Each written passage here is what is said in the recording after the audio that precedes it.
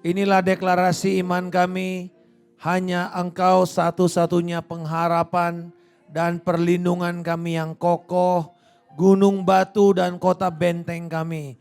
Kami tidak akan goyah. Tuhan, kami bersyukur karena Engkau memberikan kepada kami kebijaksanaan ilahi. Bahwa kami tidak menjadi orang bodoh yang asal terabas. Tapi kami tahu dengan hikmat yang dari Tuhan. Engkau memastikan kami hidup dan melewati masa-masa sulit ini dengan cara yang benar dan memuliakan Tuhan. Aku berdoa untuk Roh Kudus mengajarkan kepada kami kebenaran firman-Mu. Dan memberikan kepada kami kemerdekaan ilahi dari firman-Mu ini Tuhan. Terutama untuk perkara keuangan. Aku berdoa agar jemaat-Mu menjadi jemaat yang bebas untuk dipakai Tuhan memberkati pekerjaan Tuhan.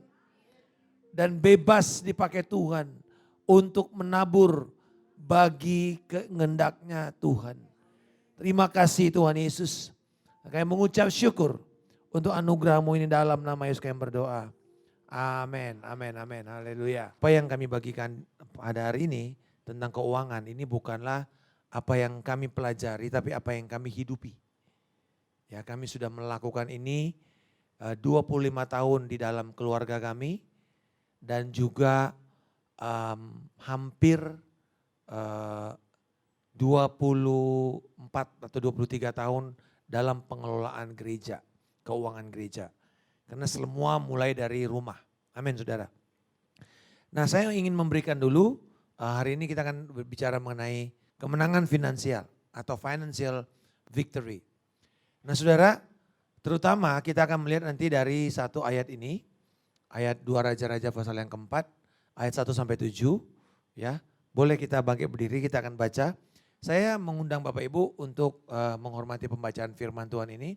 Jadi saya akan membaca 2 ayat pertama, saudara membaca 2 ayat berikutnya lalu kita baca bergantian. Ya. Minyak seorang janda. Salah seorang dari istri-istri para nabi mengadukan halnya kepada Elisa sambil berseru, "Hambamu suamiku sudah mati dan engkau ini tahu bahwa hambamu ini takut akan Tuhan. Tetapi sekarang penagih hutang sudah datang untuk mengambil kedua orang anakku menjadi budaknya."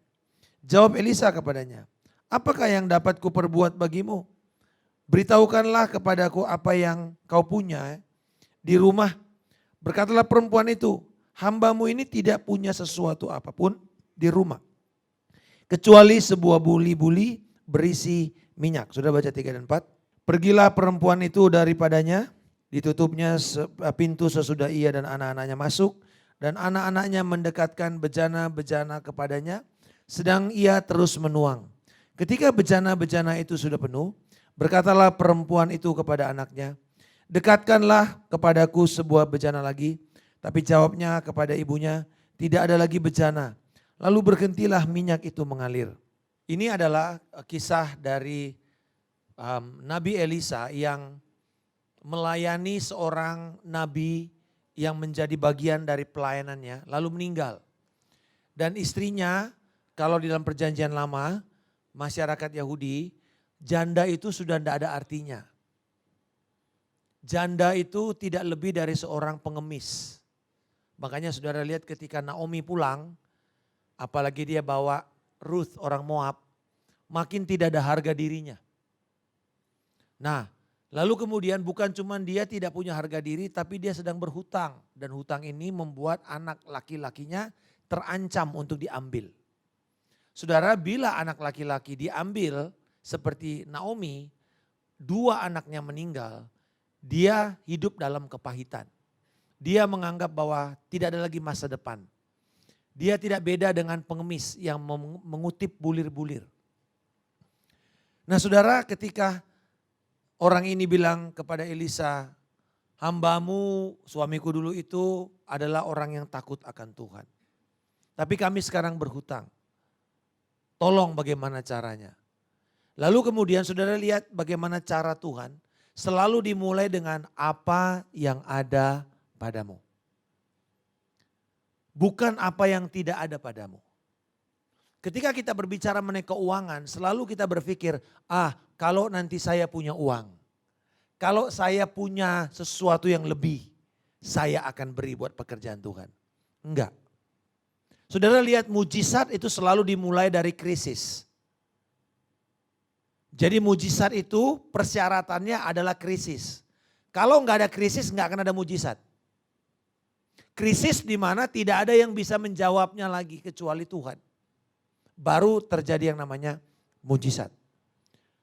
Nah saudara-saudara, ketika perempuan ini bilang, apa yang ada padamu? Dan dia bilang, tidak ada.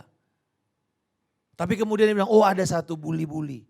Yaitu bejana, botol gitu, yang ada isi minyak zaitun. Nah minyak zaitun ini cukup mahal. Di Lukas 16 ada kisah mengenai bendahara yang tak jujur. Dia tanya, berapa hutangmu sama bosku? 100 pikul gandum, 100 tempayan minyak. Itu kira-kira 3.000 liter. Dan 3.000 liter ini harganya gaji 3 tahun kerja. Jadi cukup mahal. Nah jadi komoditas ini bisa dijual. Nah saudara, Allah adalah Allah pembebas hutang. Amin saudara. Dan karena itu ketika dia melihat umatnya berhutang, Allah tidak mau umatnya itu terjerat dengan hutang. Termasuk hamba-hambanya. Nah saudara-saudara, Elisa berdoa dan ada langkah iman daripada ibu-ibu ini dan anak-anaknya. Kumpulin semua ember-ember atau bejana-bejana untuk Tuhan melakukan mujizat minyak itu. Nah setelah itu dibilang, setelah ini jual, bayar hutangmu, hidup dari kelebihannya. Nah ini prinsip keuangan. Ada yang bertanya, Pak, kenapa sih mesti khotbah uang di gereja? Pendeta butuh uang ya? Gereja butuh uang ya? Jawabannya enggak. Kalau ada gembala yang berkhotbah tentang uang kepada jemaatnya, itu gembalanya sayang sama jemaatnya, bahwa jemaatnya ingin mereka diberkati. Amin saudara. Karena mereka perlu berjalan di dalam rencana Tuhan. Nah di dalam orang percaya ada 3 pelayanan kita berkaitan dengan uang. Yang pertama memberi. Yang kedua mengelola. Yang ketiga menerima. Engkau memberi, kalau engkau tidak pernah menerima pasti kepahitan. Dan Tuhan tidak pernah bilang, kalau kamu memberi, kamu tidak akan menerima. Justru prinsipnya, beri maka engkau akan diberi. Satu takaran yang baik, yang dipadatkan, yang digoncangkan dan yang meluap keluar. Nah kalau tahu cara ini, cara lihat ibu-ibu kalau belanja beras dulu. Sekarang kan sudah pakai sak. Dulu kan pakai literan ya. Ibu-ibu yang pinter kalau tukang berasnya ambil begini aja, mau gak Bu langsung terima? Dia bilang, Pak, oyok-oyok dulu dong. Nah turun kan dia, turun. Gitu. Dipencet-pencet lagi, tambah lagi. Gitu. Oyok-oyok lagi kan. Jadi bangkrut lah ini pasti orangnya nanti kalau udah sama ibu-ibu yang kayak gini. Tetapi Alkitab bilang, dipadatkan, digoncangkan, sampai meluap artinya overflow. Bukan pas-pasan. Ketika Allah memberkati, Allah tidak pernah memberkati pas-pasan. Ketika Allah membayar hutang, bukan cuma hutang dan bunganya yang dibayar. Engkau masih tetap punya sesuatu untuk lebih engkau hidup. Nah persoalannya adalah ini. Kita gagal mengelola. Ini kebanyakan yang saya temukan di dalam penggembalaan. Keluarga-keluarga ribut dan salah satu pembunuh pernikahan adalah uang. Selain daripada seks di luar nikah, ketidaksetiaan di dalam suami atau istri, dan juga campur tangan keluarga yang terlalu besar sehingga membuat keluarga kepahitan. Yang ketiga adalah uang. Apakah itu hutang? Saya ingat ada satu orang, dia menikahi teman baik saya, seorang pengusaha. Istrinya seorang akuntan, kerja di kota. Dia senang sekali. Lalu kira-kira umur 7 bulan pernikahan, mereka datang istrinya nangis-nangis. Pak aku mau cerai. Hah ngapain enak banget kamu bilang cerai. Gitu. Iya nih saya baru tahu suami saya punya hutang. Hutangnya banyak banget.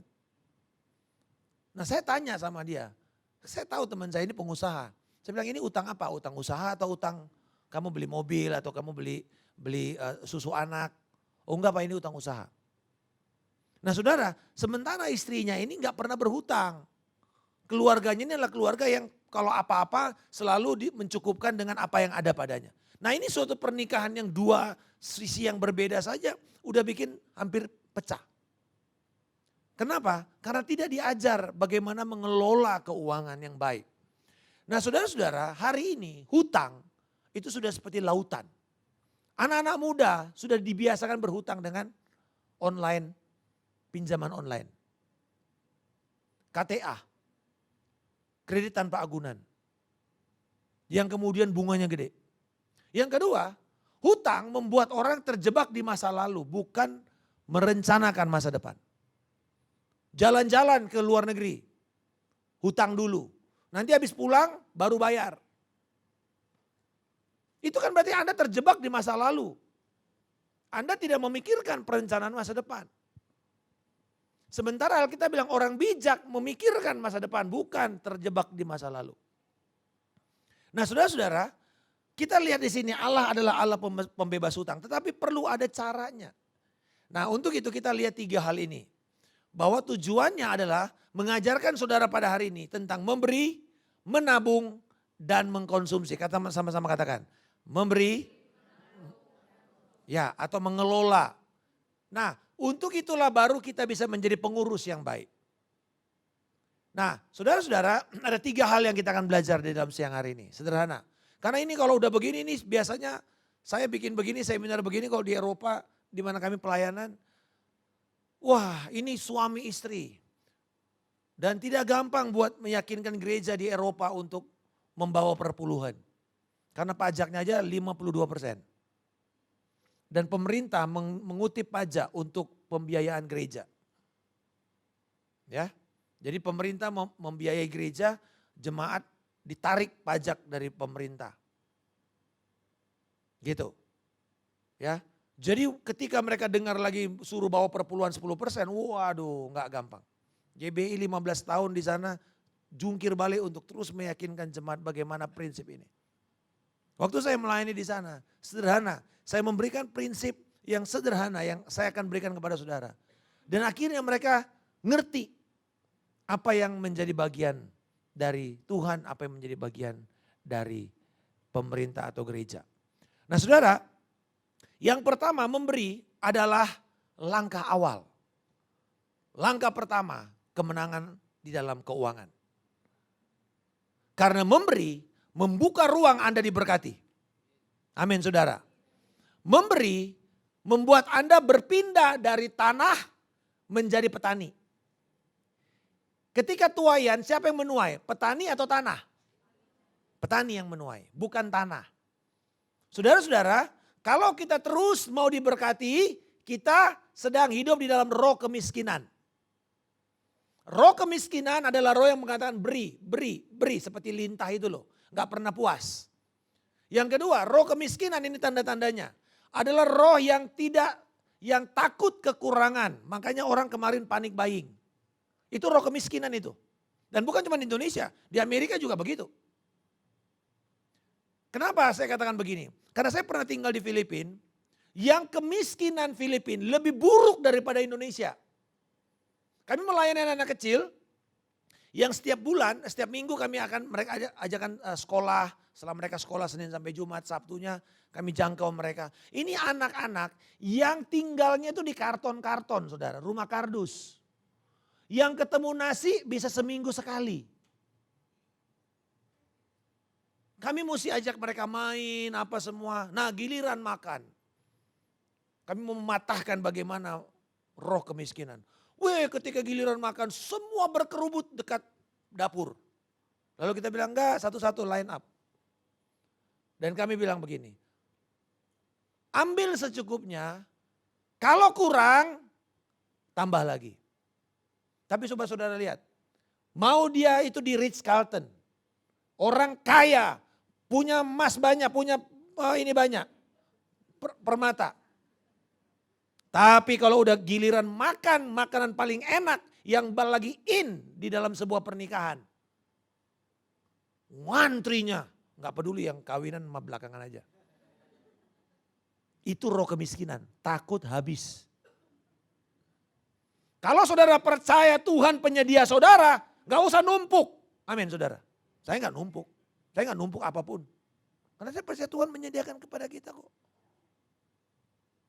Jangan menjadi orang tidak percaya. Dan ini roh kemiskinan.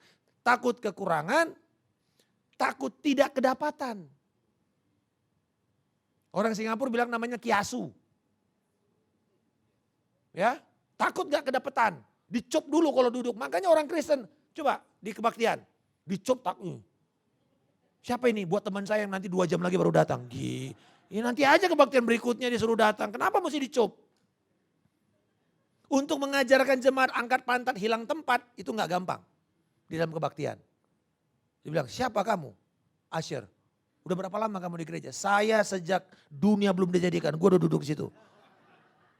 Nah ini saudara, namanya roh merasa pemilik. Kita bukan pemilik. Pemiliknya adalah Tuhan, amin saudara. Kita cuman bendahara dan bendahara akan diminta pertanggungjawaban. Jadi memberi itu adalah jalan kita menghancurkan setiap roh kemiskinan. Karena kita berhenti menjadi tanah dan kita menjadi petani. Sewaktu kami pelayanan ke Belanda, nama pelayanannya itu Kingdom Connection. Gak ada satupun yang kami diminta dibiayain oleh gereja sana, gak ada. Kami datang memberkati Belanda. 350 tahun yang lalu Belanda yang menjajah kita, menyedot semua. Kali ini kita memberkati gereja di Belanda. Kenapa? Karena kami mau Indonesia diberkati. Lepas dari roh kemiskinan dan mulai menjadi penabur. Amin saudara, berikan kemuliaan kepada kita. Kalau saudara lihat gembala sidang, mulai menabur ke Oral Roberts University, mulai berdoa. Kalau saudara berdoa begitu jangan cuma, ngapain sih berdoa begitu. Dengar baik, saudara sedang berdoa dan menabur ke Church of God. Kenapa? Karena kemudian itu menjadi mitra untuk penuaian. Oral Roberts University itu mahasiswa-mahasiswa yang dididik dan kemudian jadi hamba Tuhan yang nanti akan pergi jadi misionaris. Dan mereka itu perlu orang yang bermitra dengan mereka. Dan saudara, jangan lagi bilang, aduh ngapain sih kita pergi ke bangsa-bangsa lain. Kita sendiri masih banyak orang-orang Indonesia yang belum dijangkau. Ya, jadi miskin kita. Saudara lihat Korea 50 tahun yang lalu. Miskin setelah perang Korea. Tahun 50. Miskin. Tapi kemudian kekristenan masuk. Orang mulai diajar kekristenan yang benar. Mulai menabur yang benar. Saudara sekarang ini, bangsa di luar Amerika yang mengutus misionaris terbesar di dunia adalah bangsa Korea. Bukan Amerika lagi. Kenapa? Sederhana, mereka mengerti bagaimana prinsip berhenti menjadi tanah dan mulai menjadi penabur. Memberi akan membuka ruang engkau diberkati. Amin saudara. Dan kalau engkau ada orang yang memberkati sekalipun dia lebih miskin dari saudara, terima. Bukan buat saudara. Engkau tidak tambah kaya dengan 50 ribu yang dia kasihnya.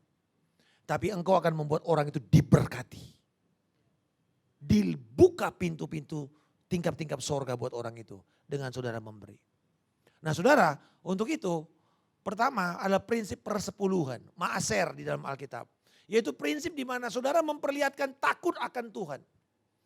Di dalam Ulangan pasal yang ke-24. Saudara lihat ayat 21 dan 22. 22 dan 23. Ulangan 24. Bisa.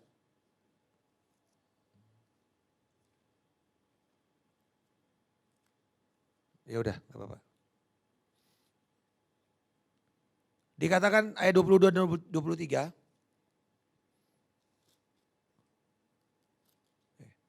Sorry. Ulangan 14. Ulangan 14, mohon maaf. Ulangan 14. Ya, haruslah engkau benar-benar mempersembahkan 1/10. Benar-benar mempersembahkan 1/10mu. Artinya apa? Jangan main-main. Jangan asal jadi. Dari hasil benih yang tumbuh di ladangmu, tahun demi tahun, di hadapan Tuhan Allahmu tempat yang dipilihnya untuk membuat namanya diam di sana. Haruslah engkau memakan persembahan persepuluhan dari gandummu, dari anggurmu, dan minyakmu, ataupun dari anak-anak sulung lembu sapimu dan kambing dombamu, supaya engkau belajar untuk selalu takut akan Tuhan Allahmu. Saudara, membawa persepuluhan, membangun roh yang takut akan Tuhan. Karena saudara mengakui Tuhan engkaulah sumber saya bisa dapat ini semua. Kenapa orang sulit memberi perpuluhan? Karena dia pikir itu duitnya dia. Dia pikir dia jungkir balik kerja hanya untuk dapat itu. Pertanyaannya, bila hari ini engkau sakit, masuk ICU, tahu berapa harga tabung oksigen? 16 kilo. Tahu berapa? Dan Tuhan berikan kepada kita free. Gratis. Coba, kalau saudara yang mau dibaptis, celupin 10 menit lebih lama. Langsung ketemu Yesus. Gratis, engkau merasa bahwa itu milikmu? Selama saya sadar bahwa itu bukan milik saya, maka saya bertanggung jawab mengembalikan itu kepada Tuhan. Dan dikatakan dibawa ke tempat di mana namaku ada. Di dalam hal ini, di dalam gereja ini, mekanismenya adalah gereja. Bawa ke gereja. Dan berikan pertama sekali, waktu engkau gajian langsung potong. Jangan tunggu sampai habis potong kiri kanan, kalau sisa baru perpuluhan. Bukan begitu. 10% pertama. Kalau Anda terima 1 juta, 10% pertama, potong dulu. Bawa ke rumah Tuhan. Nah saudara, kemarin saya di Surabaya ada satu orang. Dia pada waktu tahun 80, di mana dolar baru 1.200 ke 1.500. Dia punya hutang 750 juta. Ini hutang bapaknya. Dan akhirnya dia harus membayar itu. Dan istrinya bilang, Pak, itu anak-anak saya masih kecil-kecil loh Pak. Untuk minum susunya saya aja, anak saya Pak, kami mesti minjem sama papa mama. Miskin sekali artinya. Karena dia melakukan sesuatu yang salah, perhitungan bisnis sehingga akhirnya dia harus berhutang begitu banyak. Dan dia kemudian bertobat. Dan dia bilang, Pak saya tarik garis. Yang kemarin sudah selesai. Hari ini saya mau dengan langkah iman. Berapapun hasil, bukan omset kalau pengusaha, keuntungan. Saya potong 10%. Saya bawa ke rumah Tuhan. Wah setia saudara, dia mulai dengan 50 ribu. Bukan 50 juta, enggak. 50 ribu. Dapat 500 ribu, dia bawa 50 ribu. Setia setiap minggu. Sampai satu titik, dia nggak bisa bikin apa-apa, bisnisnya udah habis semua. Sampai kemudian ada satu orang tanya, kok bisa bikin ini enggak, saksemen enggak buat udang, buat ekspor. Saudara dia nggak punya alat, dia nggak punya modal, dia nggak punya bahan, dia nggak punya teknologi. Hari itu dia bilang dengan iman, bisa. Tiap malam dia berseru sama Tuhan, Tuhan aku mulai belajar setia memberi, berikan aku hikmat. Akhirnya dia dapat caranya, nggak minjem, dia mulai buat. Dan akhirnya dia menjadi satu-satunya orang di Indonesia yang bisa memproduksi itu. Dan kalau saudara tahu itu satu-satunya berarti apa? Harga bisa saudara bikin apa aja yang mau. Dan saudara dia bilang, Pak saya melihat kesetiaan Tuhan. Bukan cuman hutang kami yang masa lalu itu Tuhan selesaikan. Tapi kami juga bisa memberkati keluarga-keluarga kami yang sedang bangkrut pada waktu. Berikan kemuliaan kepada kita. Saudara lihat bahwa takut akan Tuhan. Dan peruntukannya seperti Abraham, saudara, perpuluhan itu bukan hukum Taurat. Banyak orang berpikir itu hukum Taurat. Enggak, Abraham itu jauh sebelum hukum Taurat. Ya, jauh sebelum hukum Taurat. Itu Abraham ada, 400 tahun sebelumnya. Udah ada. Dan dia ketika dia menang dengan Kedorlaomer, di mana dia kecilan, melawan 10.000, dia cuma ada 316, 318. Dia menang membebaskan ponaannya Lot. Dia membawa, dia bilang yang terbaik ini 10% ku sediakan kepada Tuhan. Saya nggak mau ambil.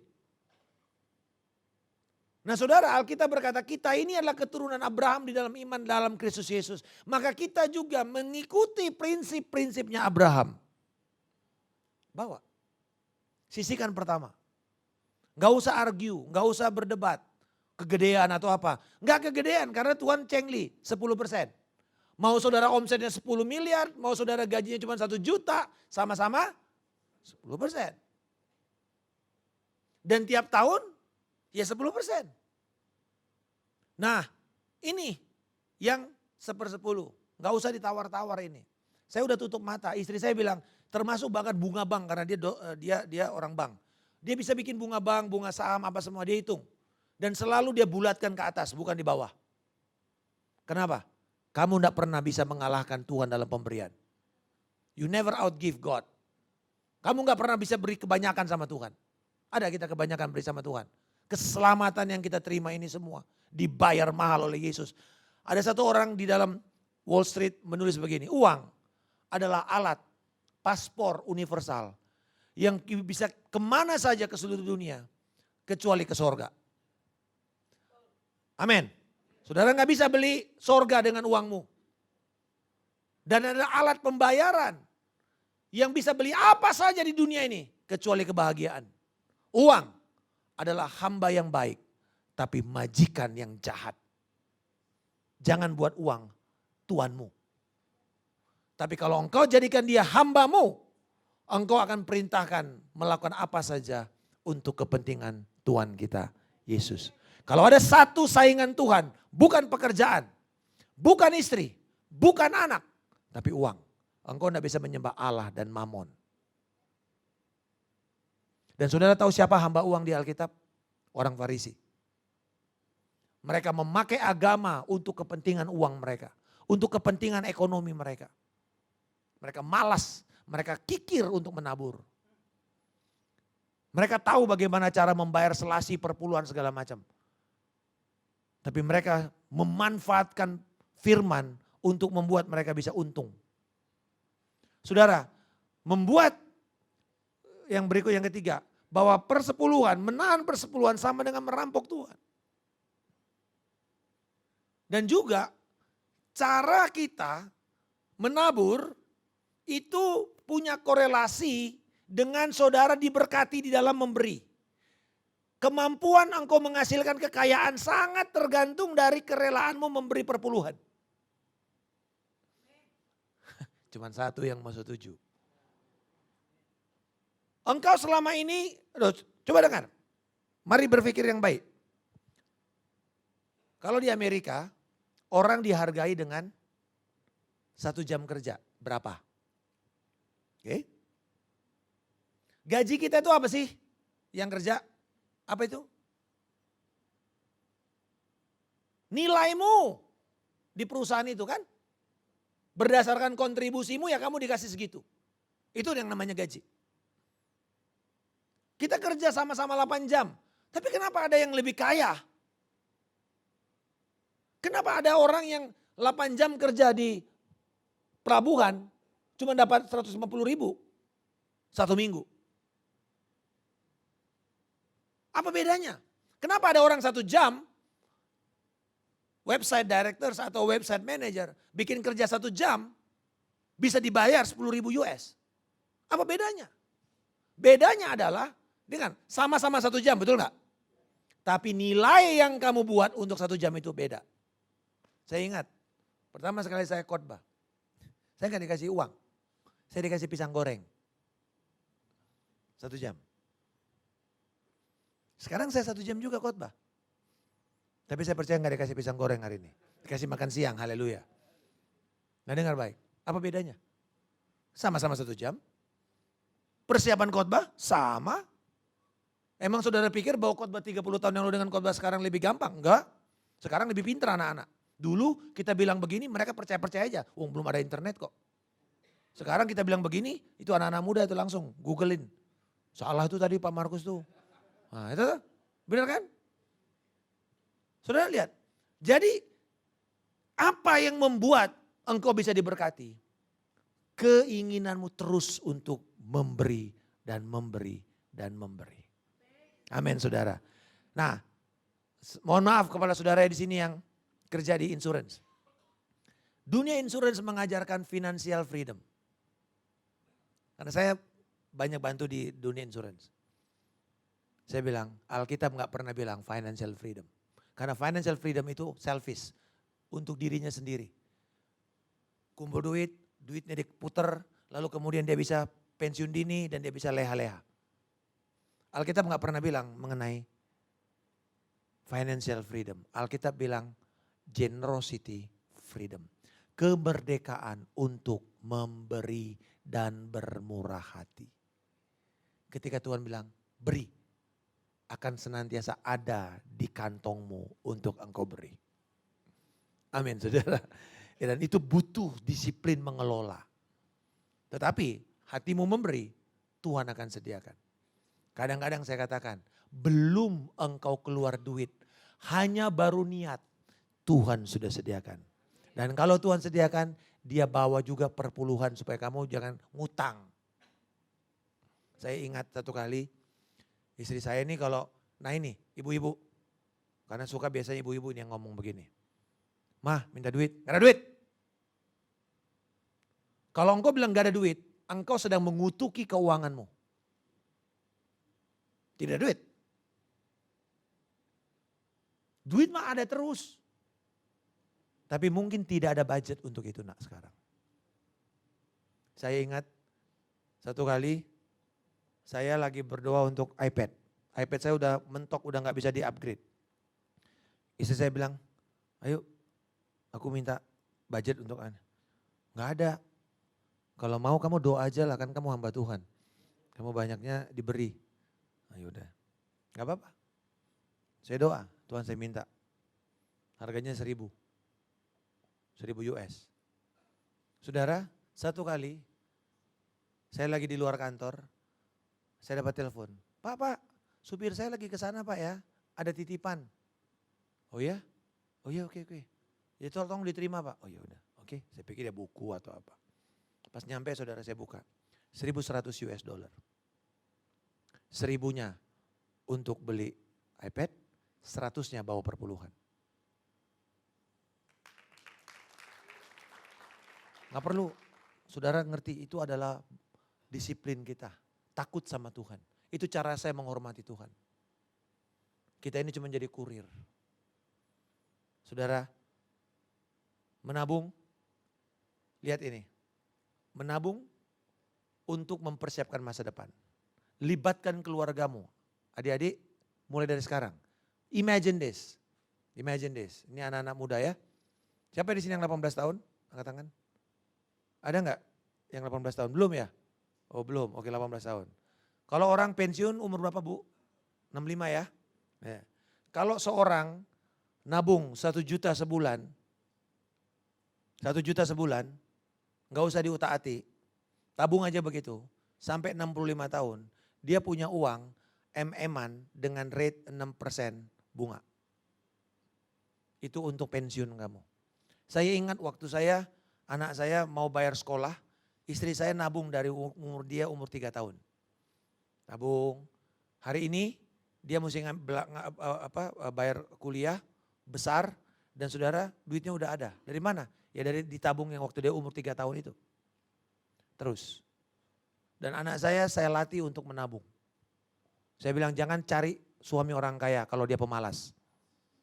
Pasti kamu bangkrut. Tapi kalau kamu cari orang yang giat bekerja, mungkin dia menikah gak terlalu kaya, tapi dia bisa jadi orang kaya. Perempuan belajar untuk masak. Ada anak bilang, Pak ngapain gue mesti masak? Ntar kan bisa, ada pembantu. Ntar kan gue bisa, GoFood. Pertanyaannya gini, emang ada jaminan kamu bisa punya suami yang lebih kaya daripada kamu? Gak ada kan? Kalau gak ada, belajar dari sekarang. Termasuk membangun gaya hidup. Bukan midit, bukan miskin, bukan pelit. Tapi gaya hidup merencanakan masa depan. Nah, menabung itu akhir bulan. Amin saudara? Salah. Menabung itu di awal bulan. Jangan di akhir bulan, gak akan ada nanti. Makanya susah saudara nabung. Habis dipotong-potong, gak ada Pak. Tapi coba awal mula. Makanya saudara saya ngelakuin ini 30 tahun. 10% pertama per 10-an kan? Maka kalau saya terima 24, tanggal 24, maka hari Minggunya saya bawa. 10% kedua ini persembahan. Nah ini yang boleh naik. Jadi 11%, 12%, 13%. Boleh naik. Nah ini saya bagi 4 minggu. Alkitab bilang janganlah datang ke rumah Tuhan dengan tangan hampa. Berarti kalau ada kesempatan persembahan, beri kan? Beri dong. Tadi saya nggak sempat aja nih. Saya di sana suruh balik lagi sini. Saya bilang, kapan saya memberi? Hari ini mestinya nggak boleh lagi saya nih. Pak, hari ini saya mesti memberi, Pak. Ya, betul kan sampai selesai kan? Oke, sampai selesai ya. Jangan lagi saya ditransport kemana. Udah kayak Filipi saudara. Kayak Filipus saya ditransport kemana-mana. Nah dengar baik. Memberi, ada kesempatan memberi. Amin. Nah, kemudian pada waktu engkau, jadi 10% kedua ini kamu bagi. Seminggu misalnya 100.000, gaji 1 juta ya. 100.000, maka 4 minggu bagi aja mungkin 40.000. Lalu kan ada persembahan misi, ada persembahan diakonia, bagi-bagi. Saya persepuluhan saya dimulai dari 2.000 perak. Berarti berapa itu? 200 perak. Saya ngajar, dapat upah ngajar di UI 2.000. Jaga ujian. Saya bawa walaupun receh, nggak ada urusan. Yang lihat Tuhan bukan penatua jemaat. Saya bawa. Kesetiaan kita dengan uang kecil, maka kamu nggak perlu khawatir dengan uang besar. Buat saya 100 juta dikasih perpuluhan udah nggak mikir-mikir lagi jumlahnya berapa. Karena sama-sama 10%. 10%. 10% ketiga, nah ini tabungan. Sisihkan dulu. Lumbung di Alkitab itu di dalam Ulangan 28 itu diberkati, betul nggak? Betul kan? Gimana caranya? Sekarang kan kita nggak punya lumbung. Apa yang kita punya? Rekening. Itu lumbung saudara. Isilah lumbung saudara itu. Supaya ketika nanti ada paceklik, ada uang supaya engkau tidak minjem. Ketika ada emergency fund, engkau tidak minjem. Ketika engkau disuruh Tuhan memberkati, engkau tidak minjem. Ada duit dari situ. Tuhan kasih. Termasuk persembahan sulung. Kalau engkau rajin 10%, 10%, 10%, 10% setahun, ya bawa aja. Sama juga kok. Engkau masih hidup dengan yang bulan Januari, tapi yang ini engkau sudah punya sisa untuk engkau bawa. Sama kan? Apa bedanya? Cuman masalah kita punya mindset untuk merencanakan. Amin. Bukan dirampok. Tuhan janji, saya ingat satu kali ya. Ini bukan cuci uang. Tapi saya berdoa Tuhan. Rekening saya ini diberkati. Aku perkatakan lumbung. Tiba-tiba ada teman saya bilang, Pak ini saya pinjam sebentar Pak ya rekeningnya. Bukan cuci uang. Karena dia mesti bayar dan dia mesti lewatin. Masuk ke dalam bank. Bukan cuci uang. Kalau cuci uang saya gak mau. Nanti ujung-ujungnya, ini dari mana ya duitnya? Oh ternyata ya dari lewat tadi itu. Tuhan bisa bikin saya terkaget-kaget. Lumbungmu diberkati.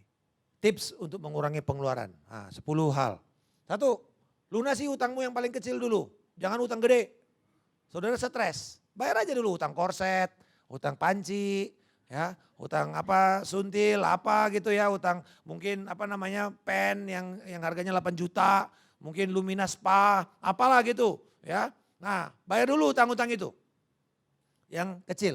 Yang kedua, hentikan biaya langganan. Nah, ini terutama anak muda, Netflix, semua. Kalau kamu udah berat, cut ini semua karena ini tanpa sadar engkau pakai walaupun gak nonton. TV kabel kalau bisa diminta bayar setengah gitu ya. Saya dari 1 juta lalu saya sadar, wah saya nggak nonton, saya nggak ini kemahalan. Saya datang sama mereka, saya minta dan kemudian akhirnya bisa dikasih 50%. Ya. Nah, bayar tunai. Nah ini anak muda, milenials, dengar baik, kamu tetap perlu cash. Satu kali ada satu anak milenial yang saya muridkan umur 23 tahun. Pulang dari rumah saya, Om aku gak ada duit mau parkir. Karena parkirnya masih jadul, gak pakai uang elektronik. Jadi pinjam duit dulu dia. Saya bilang makanya ya kamu ya, walaupun kamu tuh udah hebat dengan digital money, tapi di Indonesia ini masih ada wilayah-wilayah yang kamu perlu bayar pakai uang cash. Nah itu lihat Bapak Ibu, kalau adik-adik ini dompetnya tuh kosong, adanya kartu doang. Kalau di sini adanya duit. Ya. Nah, saya kalau pergi ke luar negeri saya nggak pakai kartu kredit. Saya bayar tunai. Jadi apa yang ada pada saya itu yang saya kendalikan. Karena kalau kredit kan main gesek.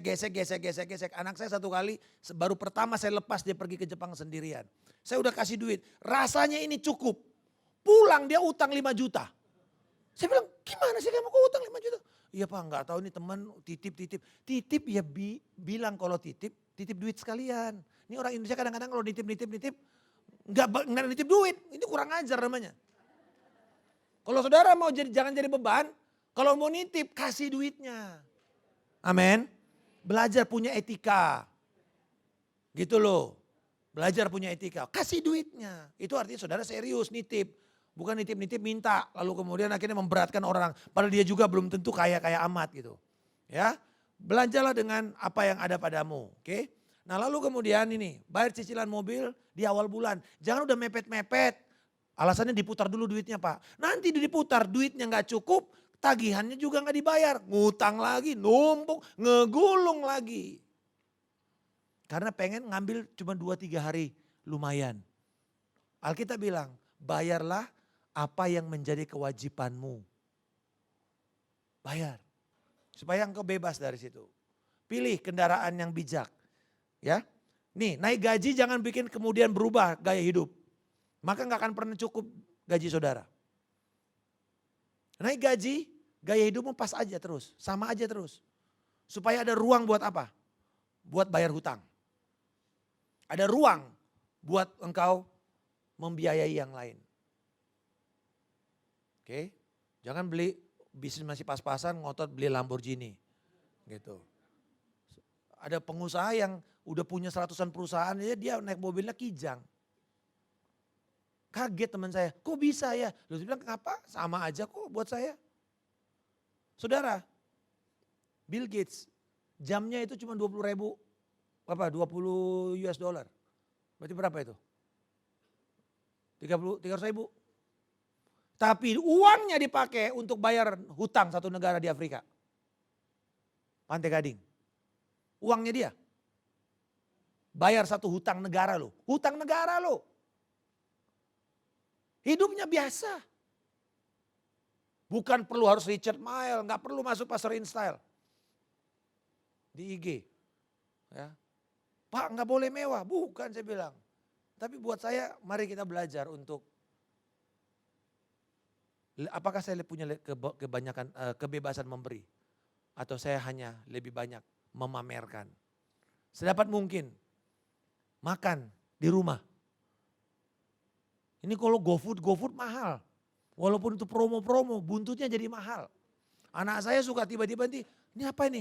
Ini ada GoFood. Saya bilang sama dia, belajar kamu masak di rumah. Emang ada jaminan nanti suamimu bisa lebih kaya? Enggak ada kan? Masak di rumah. Satu kali, kami ini dipotong gajinya karena gonjang-ganjing ke gereja. 50% kami habis. Saya tenang-tenang aja. Karena buat saya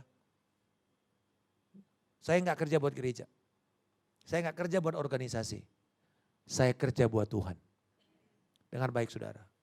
Jangan engkau andalkan gajimu. Jangan engkau andalkan omsetmu semata-mata. Karena Tuhan bisa kasih di luar apa yang kau bisa pikirkan. Amin. Satu kali, saya suka makan di satu pasta di Taman Anggrek. Anak saya senang. Ini jadi restoran favorit keluarga. Seminggu bisa 3 kali kita makan. Satu kali setelah krisis ini, 2011 tuh saya ingat. 2012. Bulan 6 dia baru sadar, Pak kok kayaknya sekarang kita ini cuma baru makan seminggu sekali ya. Saya gak bilang gini, bagus kok masih seminggu sekali. Enggak, saya tahu ini anak baru 11 tahun. Ketika dia punya ide itu, lalu saya bilang oke, sekarang waktunya saya komunikasi sama dia. Saya cerita, ini loh keadaannya sekarang. Semua gaji, kalau staf gereja ya gak mungkin lah. Ini gembala-gembala sudah punya niat untuk hidup dengan iman. Jadi kami yang bersedia dipotong 50%. Saudara, dia bilang gini, waktu itu belum ada Grab. Pak, kenapa enggak ngojek aja? Saya bilang enggak. Papa tahu panggilan Papa di sini. Udah, saya bilang, saya keluarin struk makan. Hari ini kita makan 500 ribu. Nah, Dengan 500.000 kita makan satu kali. Cuman 3 piring pasta, minum, dan kemudian ayam goreng. Tapi 500.000 kamu belanja di pasar Kopro 1 minggu nak. Makan, biasakan makan di rumah. Saya makan di rumah, nggak terlalu banyak. Bersyukur, nggak apa namanya, wah diberkati makan enak. Makan enak kalau kemudian akhirnya penyakitan ya jangan juga. Saudara, pakai alat listrik yang hemat energi. Pakai, berbijak untuk lihat alat-alat saudara. Hentikan langganan koran, nge-gym kalau itu cuma sekedar gaya-gayaan, nyumbang doang. Ya, nyumbang nggak pernah ikut, nggak pernah belajar, nyumbang doang. Ya ngabisin. Cari asuransi, belanja, bandingkan asuransi itu. Jangan nggak punya pikiran langsung beli aja. Nah yang terakhir, kurangi berat badan dengan cara disiplin. Bukan pergi ke TV shop lalu beli yang gerak bisa kurus sendiri gitu. Jangan. Ini ada yang bapak-bapak apa aja dibeli. Loh, termasuk saya punya salah satu keluarga suka gitu. Nanti tiba-tiba ada aja, ini dari mana nih barang? Oh si Anu baru lihat TV tadi beli anu, aduh enggak karu-karuan. Yang kedua, jangan belanja pada waktu sale. Karena itu membuat Anda impulsif. Anda belanja nggak pakai pikiran. Banyak barang yang kita beli di sale nggak dipakai 3 tahun kemudian. Belanja bijak.